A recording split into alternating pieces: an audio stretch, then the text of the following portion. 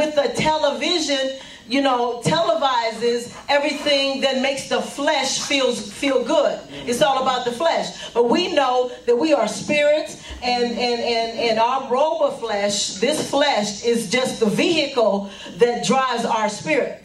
Who I am is not who I really am. It's the spirit that's in me is who I am. Everything that's connected to this world is connected to your flesh. Everything, so it markets your flesh and makes you feel good. In 2 Chronicles 2:33 it says, caused his sons to pass through the fire in the valley of the son of Hinnom. He practiced soothsaying, used witchcraft and sorcery, and consulted mediums and spiritualists. He did much evil in the sight of the Lord to provoke him to anger. So, you know, it's a few things saying there. You know, in the old days when these things are mentioned, you're just thinking about psychics, somebody that have the ability to do spiritual things. Everything in this world is spiritual.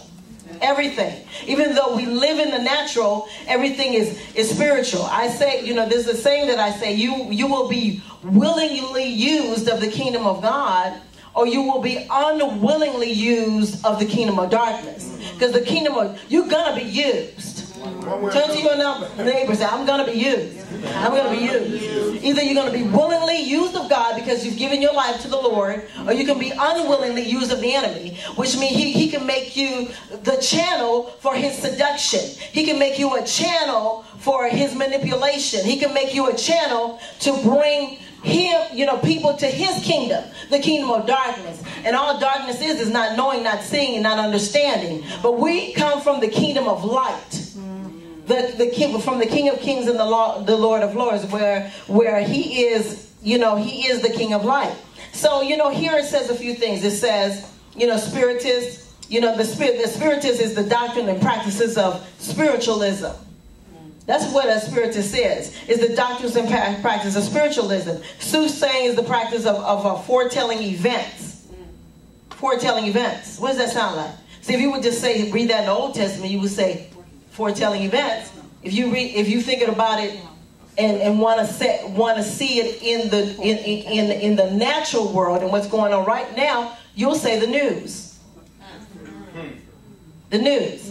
The news, what is is the practice and the art of foretelling events. That's all they do, is they practice foretelling events. Well, you know, the weather's going to be like this. You know, so-and-so is going to do that. So-and-so is going to do this and that. So that's what they're doing. They're foretelling. That's all they are, is soothsaying. In the Old Testament, it was knowledge of soothsaying. And witchcraft is the art and practice of witchery and sorcery.